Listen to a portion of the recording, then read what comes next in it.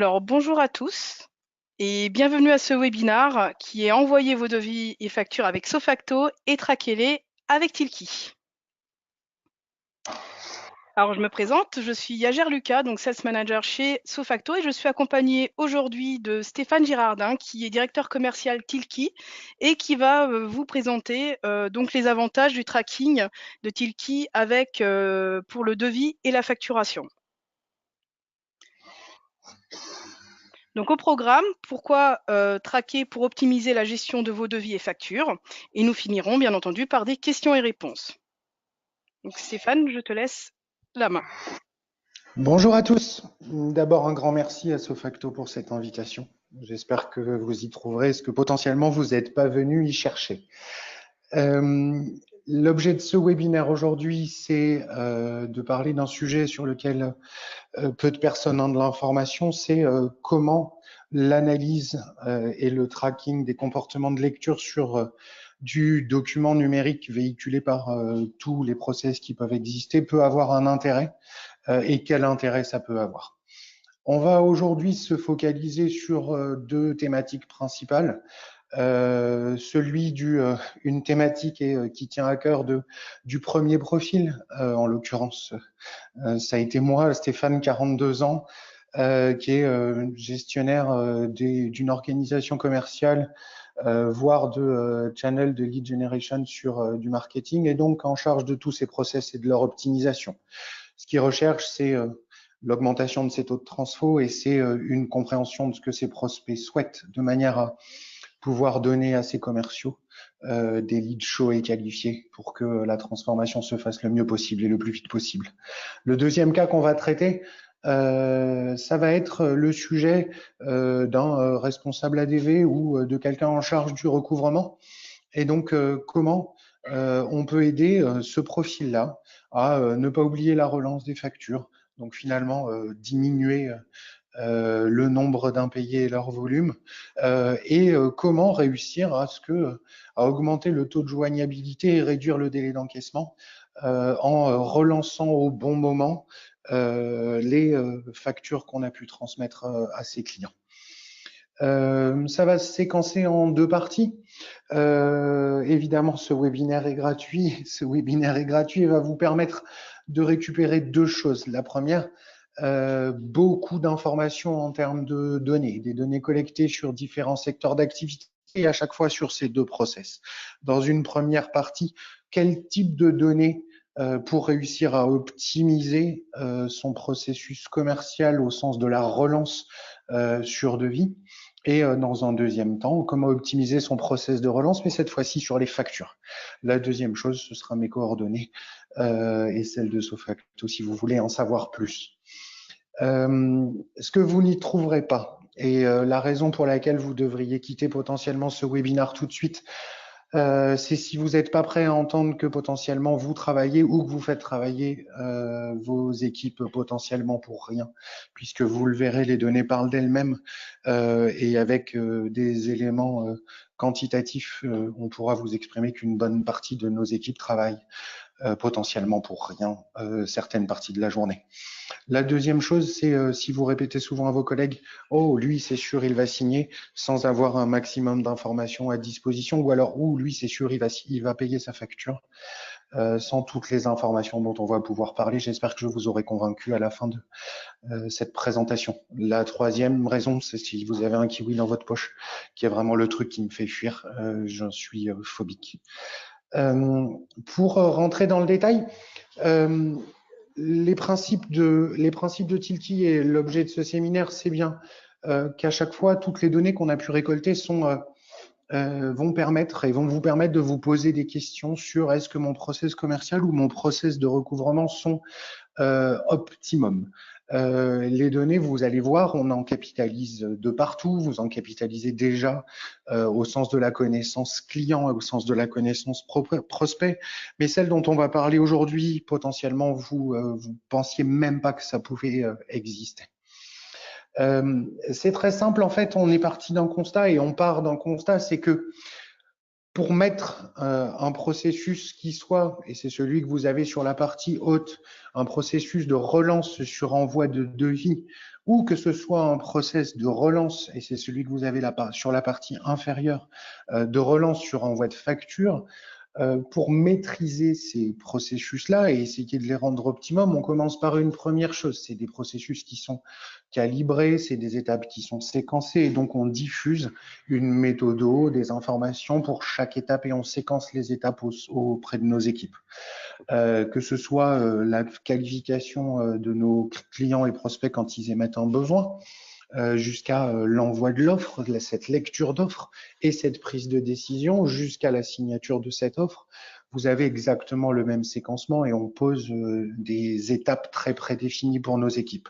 Et au milieu, on a à peu près la même chose, la même activité. C'est ce qui fait que ce webinaire arrive à recouper les notions d'envoi de devis et d'envoi de facture et de tracking de ces deux éléments. Puisqu'on a dans nos équipes tous des gens qui, ces deux activités, doivent prendre le téléphone, des fois à contre-cœur, parce que c'est pas l'activité qu'ils préfèrent, pour faire de la relance. De la relance avec est-ce que vous avez bien pris connaissance de mon offre? Est-ce qu'on peut en parler?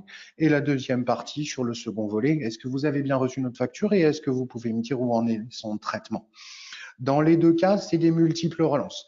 Multiples relances pour augmenter les chances, d'un côté pour se faire payer, de l'autre côté pour avoir une chance d'émettre cette facture et donc de signer la proposition. Ces multiples relances, on leur donne de la même manière, on essaye de calibrer les choses. Et donc, on donne à nos équipes des consignes souvent basées sur l'historique, en leur disant, il faut relancer après le devis, après l'envoi du devis, il faut relancer au bout de 3 jours, 5 jours, 7 jours. Et de la même manière, sur la partie facture, une relance à l'échéance de manière à mettre sous contrôle les factures qui n'ont pas été payées.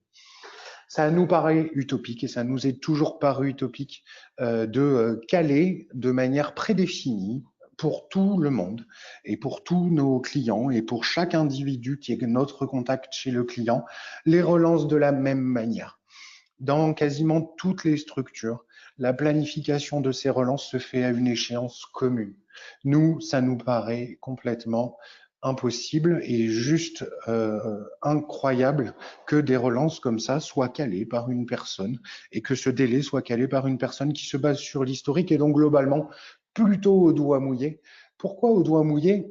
Ça peut paraître assez particulier de dire ça et très affirmatif. Au doigt mouillé parce que au final, si on y réfléchit bien et qu'on se met de l'autre côté de la barrière, le moment où on va traiter le sujet, donc le moment quand on reçoit nous un devis ou quand on reçoit nous une facture, finalement, on reste des humains. On reste des humains au cœur d'une organisation avec un certain nombre de tâches à réaliser, avec un certain nombre d'activités potentiellement à traiter en parallèle. Et donc, on va pas forcément traiter tout de suite ou traiter à un délai défini les éléments de notre côté. Chaque interlocuteur est différent. Et donc, il est assez incroyable que cette relance qui met en cœur du sujet l'humain et le fait qu'on a un acteur humain en face n'est pas du tout pris en compte. Et donc la mise en place de cette chose-là, le tracking de la facture et le tracking du devis, donc la capacité à savoir qui prend connaissance ou pas du document qu'on lui a mis à disposition pour qu'il prenne sa décision de payer, sa décision de signer avec nous ou d'étudier notre offre suite à l'étude de notre offre, et en fait finalement on traite de la même manière des gens qui sont au final complètement différents, qui n'ont pas envie de se décider au même moment, qui n'ont pas envie de payer au même moment, qui ont leurs propres contraintes et le tracking vient là. Le tracking, il vient là pour qu'on arrête de traiter en masse des choses qui ne sont pas traitables en masse. Et donc, la capacité à avoir des éléments très concrets pour réussir à savoir comment les traiter et identifier ceux qui sont à traiter et quand. Ça va être tout le sujet. On va démarrer par une première partie, comme vous pouvez le voir là, sur le sujet de l'efficacité commerciale. Et pourquoi le tracking sur du document devis, du document proposition commerciale a un gros intérêt pour caler sa relance au bon moment et donc changer de manière de faire sur cette première thématique. Dans un deuxième temps, de la même manière, chiffre à l'appui, on discutera et je vous présenterai des éléments relatifs à la deuxième thématique qui sont l'envoi de devis et donc de l'efficacité du recouvrement. première question, et c'est celle qu'on se pose tous, est-ce que nos commerciaux font des efforts inutiles? Oui, je vous confirme, nos commerciaux font des efforts inutiles. Force est de constater, et les métriques parlent d'eux-mêmes, tout secteur confondu, toute activité confondue, que ce soit de la vente en cycle court, de la vente en cycle long, de la vente simple ou de la vente complexe, quand on mélange la totalité de ces informations et qu'on les agrège, on se retrouve avec en moyenne 82% des offres commerciales qui sont lues, ce qui veut dire que 18% de l'effort commercial de production et d'émission des offres ne sert de facto à rien. Dans ces chiffres-là, ça ne veut pas dire que 82% des offres vont être signées, loin de là, mais que seulement 82% vont être lues. Donc, il y a 18% des clients auxquels on envoie des devis qui ne vont jamais les consulter. Et pour autant, on les relance de la même manière. On les traite de la même manière. Alors, des fois, on demande à nos commerciaux d'avoir une petite idée de la chaleur de ce client et de se dire est-ce que ça vaut le coup ou pas d'aller plus loin. Mais de toute façon, on va passer du temps. On va passer du temps à essayer de le joindre au téléphone de la même manière, au bout d'un certain délai, alors qu'en fait, ils prendront jamais connaissance de l'offre. 18% d'efforts commerciaux à la poubelle, ça commence à faire réagir. Alors, les explications peuvent être multiples. Il peut y avoir une mauvaise qualification au départ. Mauvaise qualification veut dire une personne à qui on a envoyé un devis et qui finalement ne sera jamais intéressée par le sujet et n'avait même pas envie potentiellement de recevoir une offre, mais ça permet potentiellement d'identifier ces dossiers. Et le fait de traquer de manière unitaire, et là vous allez commencer à voir le lien, c'est que ces 18%, à l'heure actuelle, vous n'avez aucune idée de qui est à l'intérieur de ces 18%. Avec Tilki et avec le tracking d'offres commerciales et de devis, vous allez pouvoir commencer à les identifier et pouvoir investiguer sur les explications, au rang desquelles la mauvaise qualification dont je parlais, et potentiellement derrière des concurrents plus agressifs qui sont passés juste après. Et donc, votre client a appelé votre concurrent au téléphone l'a gardé plus longtemps, a réussi à signer en ligne, donc votre devis n'a plus de raison d'être. Troisième partie, des offres qu'on envoie trop tard. Des offres qu'on envoie trop tard avec un client qui a envie de se décider vite parce qu'il a ce besoin à couvrir très rapidement. Et donc, il n'ouvrira jamais cette proposition. Donc, forcément, il n'y a aucun intérêt à le relancer. Donc là, on se retrouve avec une première thématique. Le fait de traquer permet, dans un premier temps, d'éliminer 18% des propositions qu'on émet. Alors, ces 18% varient fortement selon les secteurs. Plus les secteurs sont concurrentiels, plus on va se retrouver avec un taux de non-lecture et de non-prise de connaissance de nos offres qui est important. Sur certains secteurs d'activité, pour certains de nos clients, on se retrouve avec des taux d'ouverture d'offres à 50%. Ça veut dire qu'il y a 50% des relances qu'on va faire qui ne servent strictement à rien et que nos commerciaux qui nous disent souvent qu'ils sont débordés, globalement, on pourrait leur éviter d'avoir à faire ces activités qui, de toute façon, ne serviront à rien. Alors, ça peut aller beaucoup plus loin, puisque ça permet, vous le voyez, d'identifier potentiellement lesquels ne pas relancer, mais évidemment, par opposition, ça permet de savoir lesquels garder dans la relance. Alors après, on peut se poser des questions qui vont beaucoup plus loin, puisque si je vous pose la question, si votre offre est lue rapidement après son envoi, est-ce que c'est bon signe? Est-ce que j'ai plus de chances de le signer?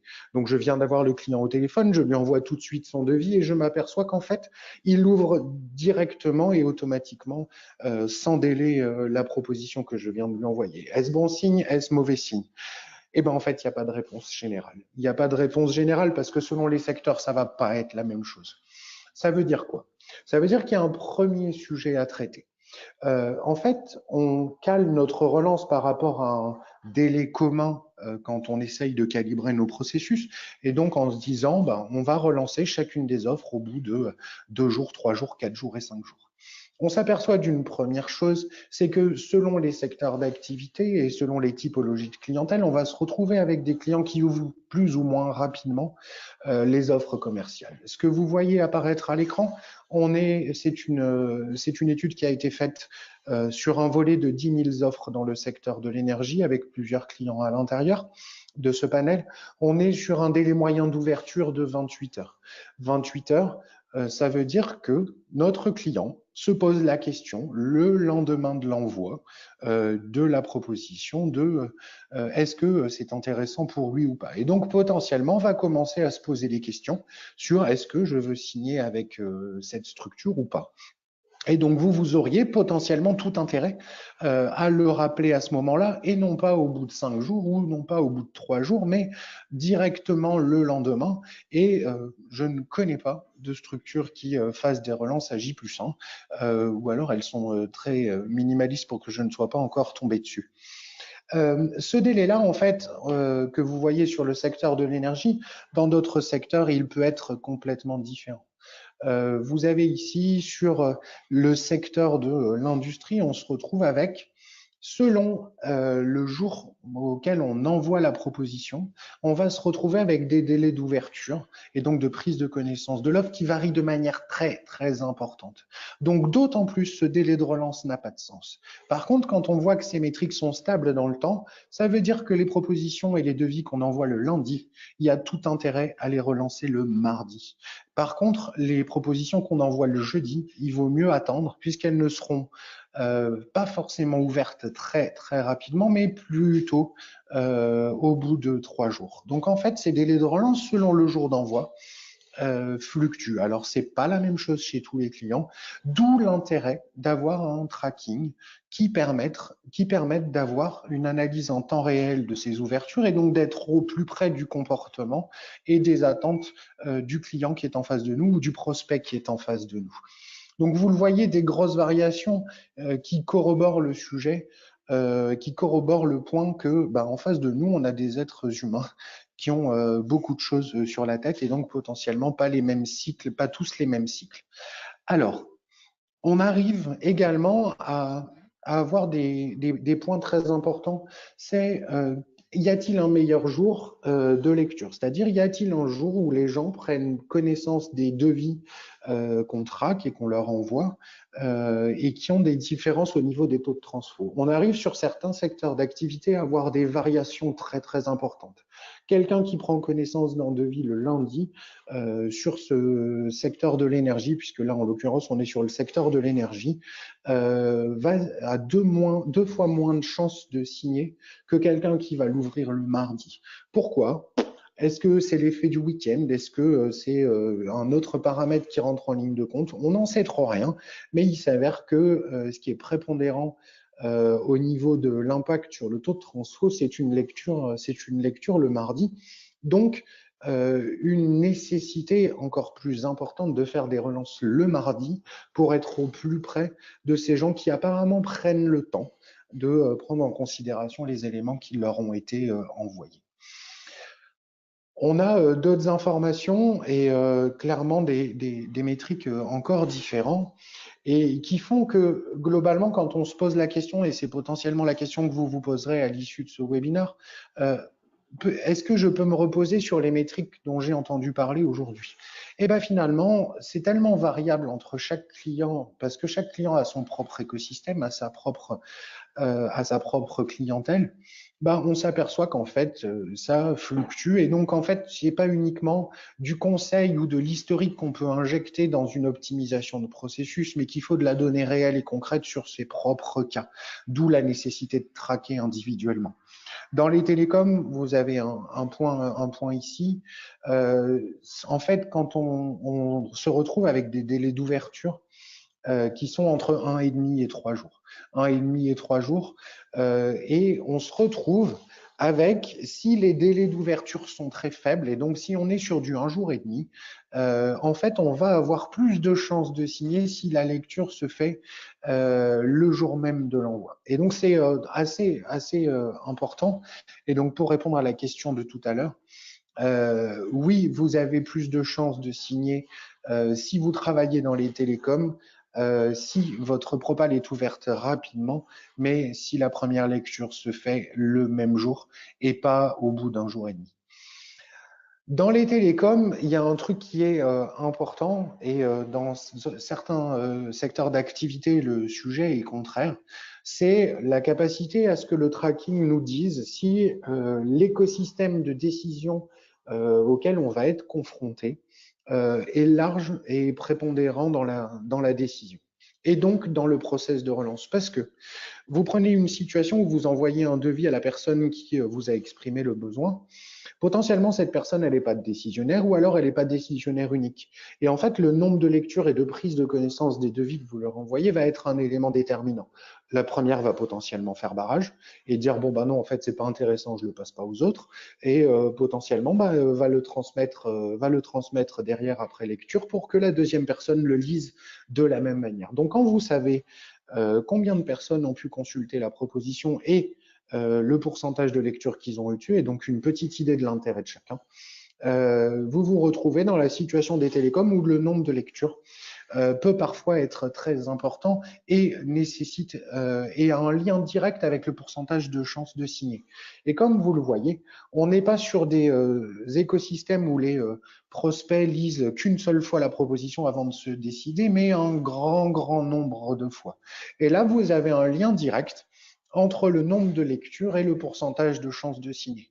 Et vous voyez qu'en fait, vous êtes sur une probabilité de signature à 40% si vous êtes inférieur ou aux alentours de la deuxième lecture, et vous avez une probabilité de gain qui va jusqu'à 80% et qui oscille entre 60 et 80% dès la sixième lecture. Et donc, en fait, ça devient très prépondérant.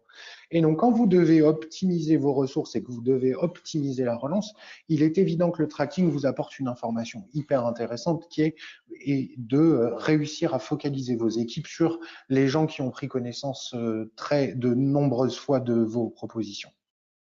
Alors, quand faire sa relance? Quand faire sa relance, ça dépend. Si je vous prends un cas très précis, la première lecture dans le secteur des fournitures industrielles B2B, c'est un client qui envoie beaucoup de devis.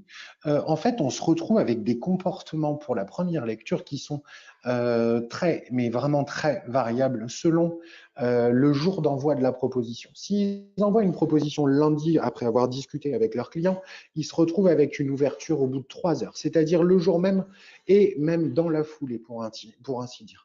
Le mardi, à peu près la même chose, mais on commence à passer à 4 heures. Vous l'envoyez le matin, elle va être ouverte en milieu d'après-midi.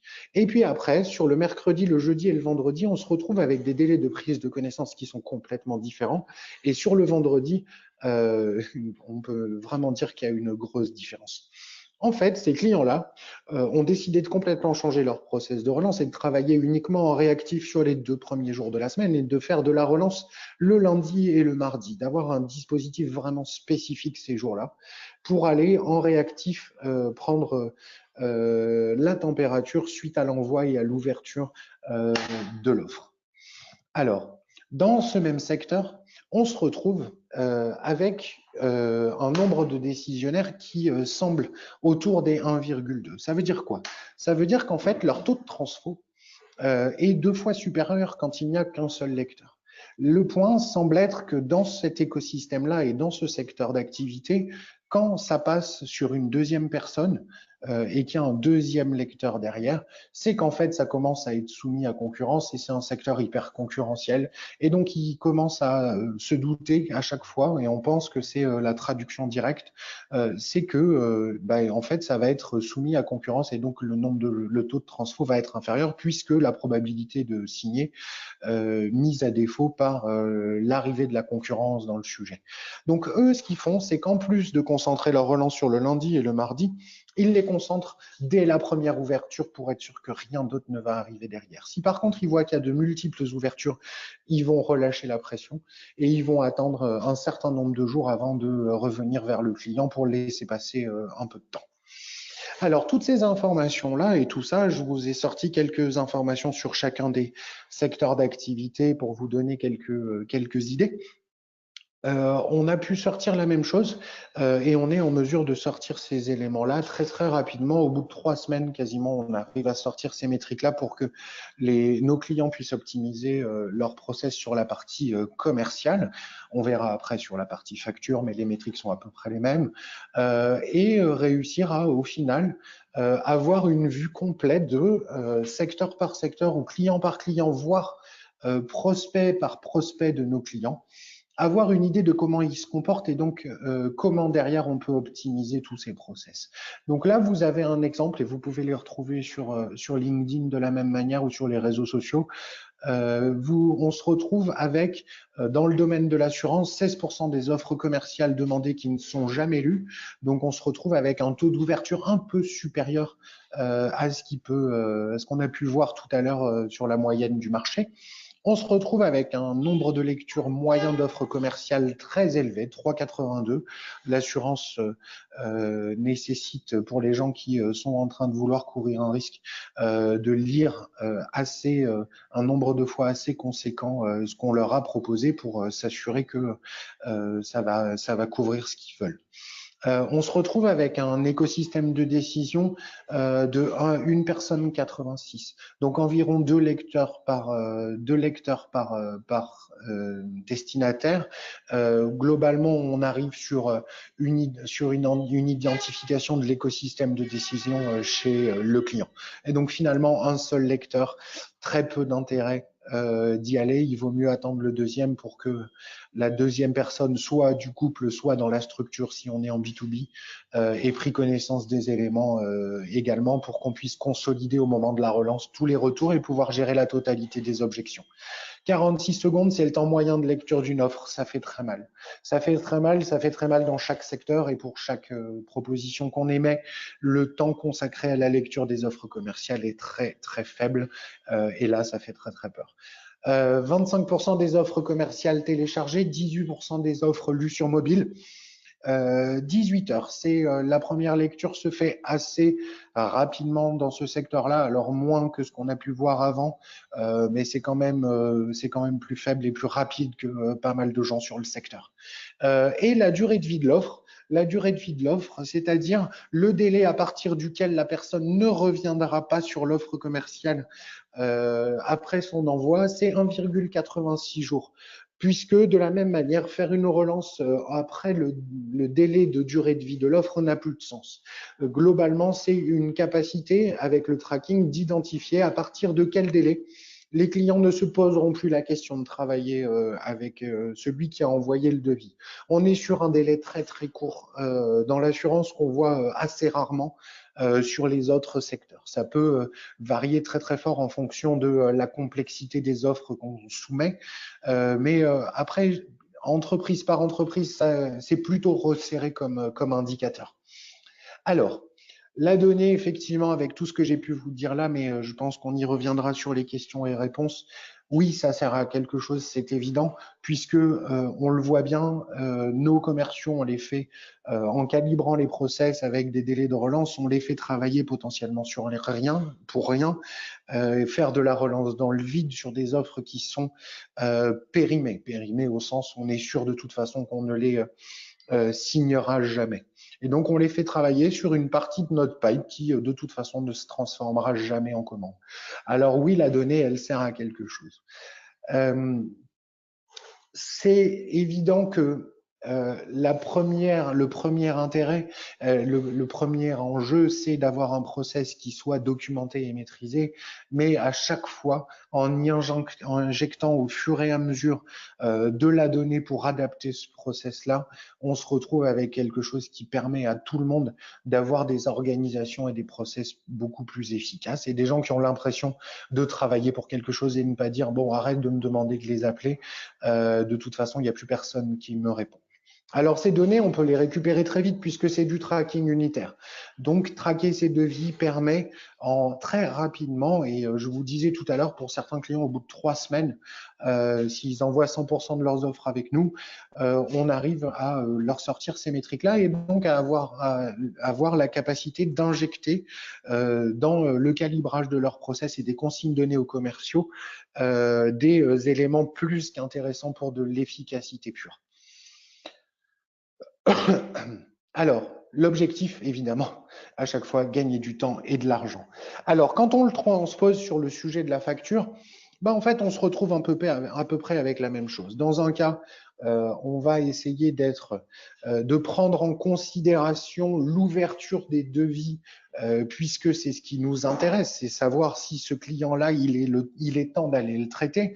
Et par opposition, vous l'aurez compris, sur la partie facture, ce qui va nous intéresser, c'est pas tant le fait de savoir s'ils ont ouvert la facture, mais plutôt de savoir s'ils ne l'ont pas ouvert et pas pris en considération. Puisqu'une facture qui n'aura pas été ouverte et qui n'aura pas été regardée, en l'occurrence, on est certain qu'elle ne sera jamais payée. Donc, est-ce que nos équipes recouvrement ou ADV font de la relance pour rien? Oui, elles font de la relance pour rien et potentiellement, elles le font pas au bon moment. Et c'est quand même le point central. C'est qu'elles ne le font pas forcément au bon moment et qu'on pourrait anticiper une bonne partie. Vous le voyez là, on était tout à l'heure à 12%, 18% des devis qui n'étaient jamais ouverts. On se retrouve sur le domaine de la facture avec 22% des factures qui ne seront jamais consultées au premier envoi. 22% des factures qui sont jamais consultées au premier envoi, ce sujet-là étant complètement au hasard sur les volumes de factures, enfin sur le volume de chiffre d'affaires et de trésorerie que ça représente, ça veut dire qu'on a 22% de notre trésorerie qui, de toute façon, on sait dès le départ que ça ne rentrera pas. Alors, qu'est-ce qu'on peut avoir comme information supplémentaire? Puisque 22% des factures qui ne sont pas ouvertes, c'est évident que le tracking commence à porter son intérêt, puisque la première réaction serait de dire, bah, si elle n'a pas été ouverte, je ne vais pas attendre la date d'échéance de la facture et je vais tout de suite prendre mon téléphone ou alors renvoyer la facture de manière à ce qu'elle soit consultée et prise en compte. Alors, on a d'autres éléments puisqu'évidemment, on ne peut pas avoir en face de nous, c'est des êtres humains, et donc quand on leur envoie la facture et qu'on leur met à disposition, ils vont pas forcément l'ouvrir tout de suite. Force est de constater qu'il y a un métrique qui est intéressant, c'est que si la facture n'a pas été consultée dans les 5 premiers jours, en fait, elle ne le sera jamais, elle va se perdre. Cette information va se perdre. Et donc, au bout de 5 jours, on a des clients qui maintenant relancent au bout de 5 jours quand il n'y a pas eu d'ouverture, de manière à faire une première relance en disant bonjour, je vous ai transmis une facture pour le paiement de nos prestations.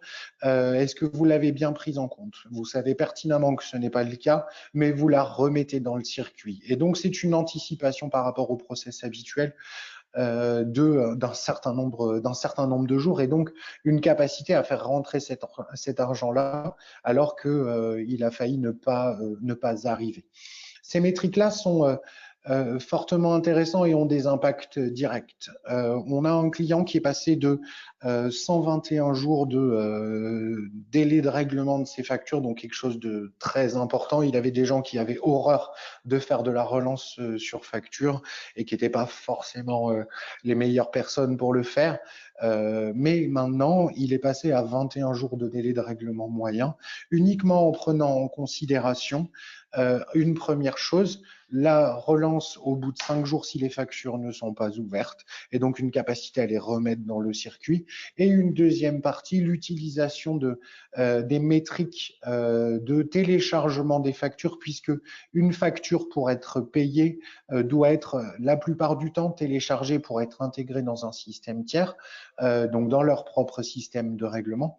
Et donc, l'indicateur de téléchargement ou pas de la facture, quand elles ne sont pas téléchargées, ils demandent à leur chargé de recouvrement de passer un coup de téléphone pour voir si le processus de règlement est bien engagé.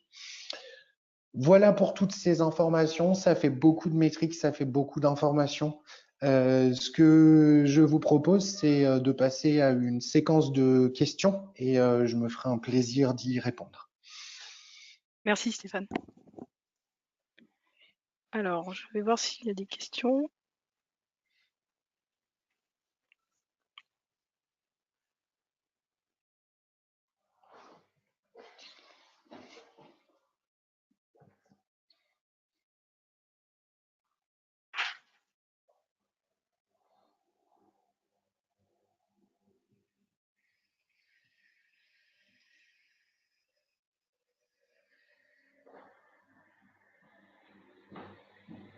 Alors une question qui se pose, c'est est-ce que Tilki et Sofacto en fait sont intégrés ou est-ce que en fait Tilki est intégré à Salesforce? En fait, les deux sont jouables. Pour vous expliquer le sujet, Comme vous l'avez vu, Tilki analyse les comportements de lecture. Tilki, c'est une techno tierce qui permet d'analyser les comportements de lecture sur n'importe quel type de document. Notre vocation, c'est de supporter à n'importe quel endroit depuis lesquels peuvent être envoyés des documents du tracking. Ça veut dire quoi? Ça veut dire que nos clients qui sont sur Sofacto, sur Salesforce, sur Outlook, sur des plateformes de marketing auto, qui ont de la documentation sur leur site web, en fait, on n'est pas présent uniquement à un endroit, on est présent sur tous les canaux et toutes les solutions depuis lesquelles un document peut être envoyé à un tiers. Donc, la mise en place de Tilki ne nécessite pas, puisque Tilki n'envoie pas de mail aux clients et aux prospects, Tilki est complètement invisible. Et donc, en fait, on s'intègre derrière toutes ces solutions-là. Ça veut dire que si vos commerciaux envoient leur devis depuis Sofacto, envoient des plaquettes commerciales depuis leur boîte mail, en fait, à chaque fois, vous trouverez un composant qui permet de recourir à Tilki depuis cet endroit-là, que ce soit depuis Outlook, que ce soit depuis Salesforce. Et donc, on a des connecteurs pour ces solutions-là qui permettent en un clic de récupérer d'une part les informations présentes dans ces solutions, et donc à savoir à qui on a envoyé le document qui a été envoyé de manière à ce qu'on puisse analyser les comportements de lecture dessus. Et dans un deuxième temps, ce qui est intéressant, le plus intéressant en fait, c'est Tilki va pousser vers ces solutions tierces l'analyse de comportement de lecture sur chacun des documents et donc avoir tous les métriques pour déclencher des activités directement depuis ces solutions tierces. D'accord. Alors, il y a une question, Stéphane, concernant le fait de pousser en fait ces métriques justement sur les tableaux de bord, hein, et notamment les tableaux de bord, je suppose, hein, qu'il s'agit des tableaux de bord Salesforce. Oui, tout à fait. Alors, Tilki, deux sujets. On apporte de la donnée, et vous l'aurez compris, en fait, la grande force du tracking, elle est double.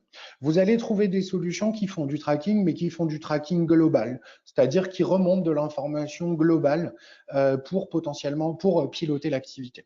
Le pari de Tilki, c'est de se dire qu'en fait, l'information, elle est intéressante pour deux choses. La première, directement pour l'opérationnel. L'opérationnel, je parle du chargé de recouvrement ou je parle du commercial. Et en lui envoyant sur chacun des dossiers qu'il a à traiter en temps réel l'analyse des comportements de lecture sur le dossier en particulier pour lui permettre de transformer ce dossier-là, donc de signer ce devis-là ou de faire rentrer l'argent sur cette facture-là. Le deuxième sujet, et donc ça, on pousse de l'information vers les systèmes tiers, donc du Salesforce, où on pousse via du webhook en temps réel les comportements de lecture, donc ouverture, etc. sur chacun des dossiers, qui permet de déclencher automatiquement les règles, donc l'automatisation côté Salesforce pour potentiellement créer une tâche automatique ou envoyer de la notification automatique. Tilki arrive de toute façon avec un système de notification qui lui est propre pour envoyer au commercial une notification en temps réel par mail complémentaire qui lui permet d'avoir toutes les informations synthétiques et détaillées de cette lecture. Le deuxième sujet, c'est de pousser de l'information globale. Pousser de l'information globale de manière à pouvoir prendre de la décision sur son process ou alors sur ses documents, parce que c'est un deuxième sujet, mais qui n'était pas l'objet d'aujourd'hui. Et ces métriques-là, on peut les retrouver directement dans Salesforce, puisque on est une solution, une extension native de Salesforce, et donc nos données sont présentes au niveau de Salesforce et permettent de croiser, ce qui est encore plus intéressant, puisque vous l'aurez compris, on est un indicateur complémentaire de qualification ou de compréhension de tout ou partie de notre clientèle. Et donc, la possibilité de croiser les données présentes dans Salesforce avec les nôtres, qui sont de facto intégrées dans Salesforce. Une autre question concernant l'abonnement Tilki. Est-ce que l'utilisateur, le client, peut utiliser le même abonnement Tilki pour la relance commerciale et pour les relances et le suivi ADV? Oui, tout à fait. En fait, on est sur. Alors, Tilki est éditeur de sa propre solution et évidemment, par conséquent, est maître de son modèle économique. Tilki, si vous creusez le sujet, vous verrez qu'en fait, on a deux typologies d'actions. On apporte de la valeur sur le fait de générer de la donnée sur ce qu'on va appeler la communication 1-1. Donc, l'envoi d'une facture, l'envoi d'un devis vers un interlocuteur à l'extérieur. Mais de la même manière, Tilki permet d'analyser les comportements de lecture en masse sur de la plaquette, de la brochure, sur des choses beaucoup plus larges et même sur de la communication interne. Alors, ce n'est pas de la digression de ma part, c'est juste pour vous expliquer les fondamentaux. Et à chaque fois, on va avoir un modèle économique associé.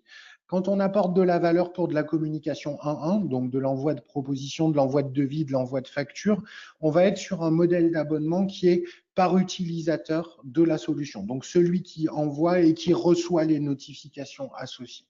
Après, on a des structures qui sont organisées différemment, avec des cellules spécifiques dessus. Et donc, pour ça, on fait du sur-mesure. Mais il est clairement possible de condenser la totalité des usages au sein d'abonnements identiques. Une autre question concernant toujours l'abonnement Tilki, y a-t-il une période d'essai? Alors, Tilki va avoir plusieurs solutions. Comme vous l'avez sûrement compris, selon les organisations avec lesquelles on travaille, Tilki peut être visible ou invisible. Donc, Tilki peut être utilisé directement dans Salesforce. Vous pouvez installer directement Tilki depuis l'App Exchange et vous aurez une période d'essai de 14 jours de Tilki dans votre environnement Sandbox Salesforce. Si vous voulez utiliser et tester la chose, vous pouvez directement vous rendre sur le site de Tilki, aller sur la solution Tilki pour les commerciaux, donc Tilki for Sales, et de la même manière, vous pouvez l'utiliser, le tester pendant 14 jours. Pour ce qui est des structures qui ont une organisation et qui se posent des questions, le nombre de cas d'utilisation dans chacune des structures avec lesquelles on travaille nous a contraint à mettre en place une méthodologie spécifique pour ce qu'on va appeler des phases d'expérimentation en conditions réelles. Donc en fait, vous avez la possibilité, en me contactant directement, qu'on mette en place quelque chose de spécifique pour votre structure pour tester sur une durée de 2 ou 3 mois la solution avec formation de vos équipes, mise en place directement en réel sur des devis et des factures réelles pour qu'à la fin de ces 2 ou 3 mois, vous vous fassiez une idée, d'une part, de tous les métriques qu'on vous aura remontés pendant cette période-là, et puis qu'à la fin, vous vous disiez, est-ce que ça m'a aidé dans mon business? Est-ce que ça m'a aidé dans mes décisions? Est-ce que ça m'a aidé dans ma trésorerie?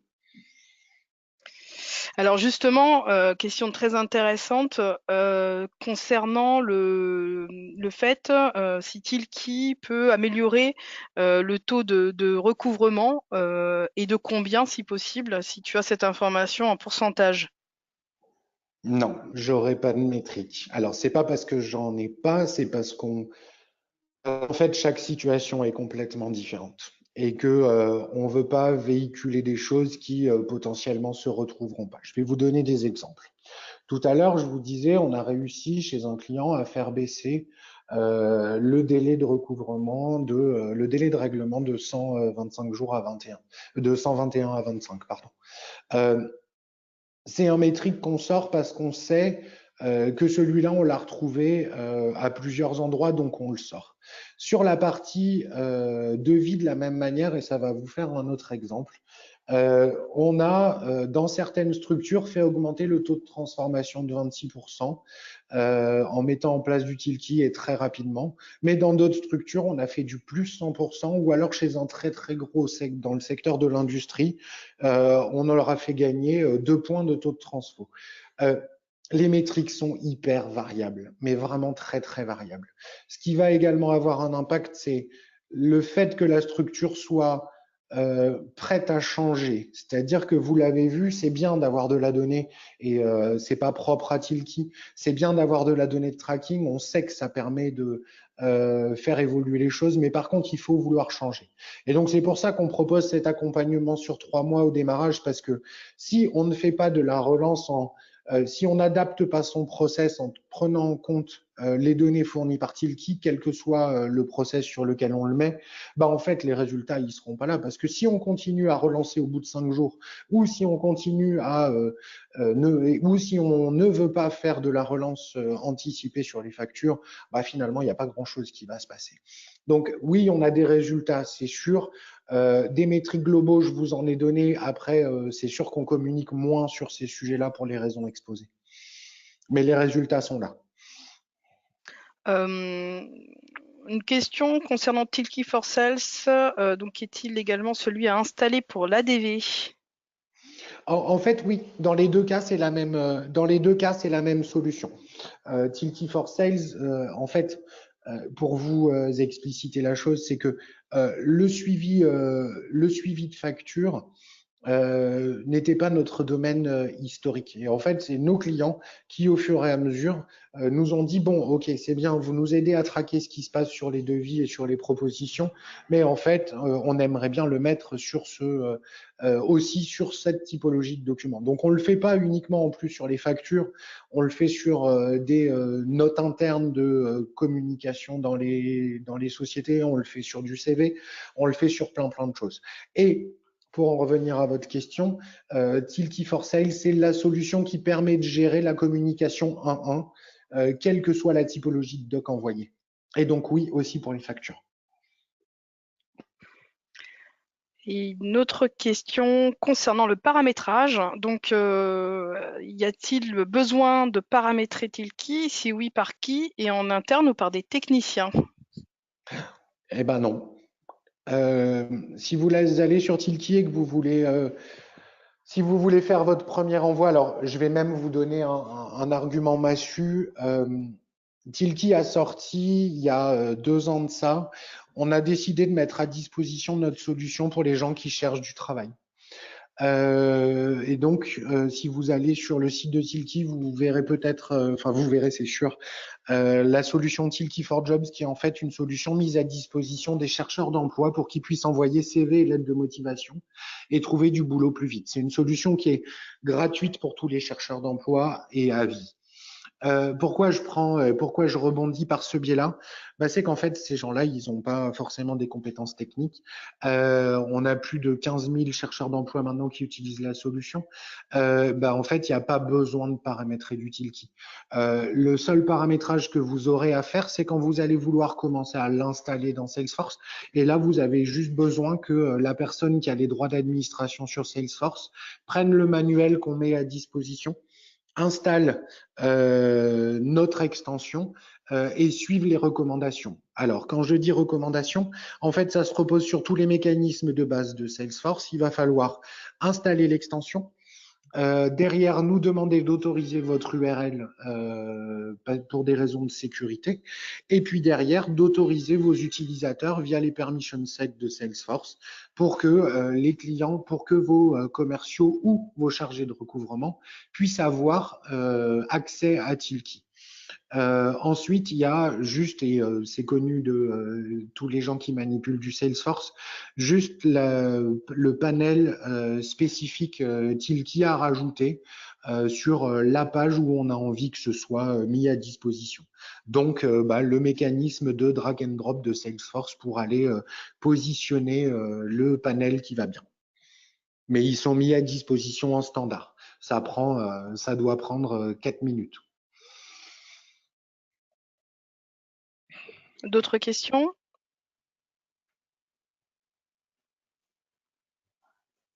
Moi, si c'est pas le cas, en tout cas, nous espérons que vous avez passé un bon moment. Que vous avez appris beaucoup de choses sur le tracking des devis et des factures.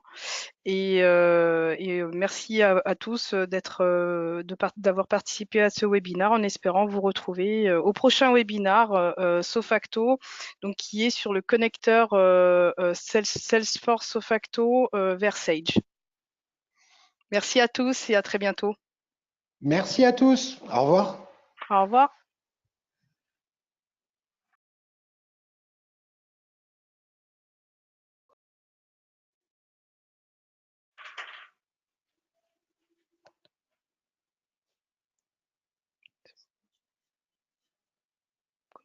ici.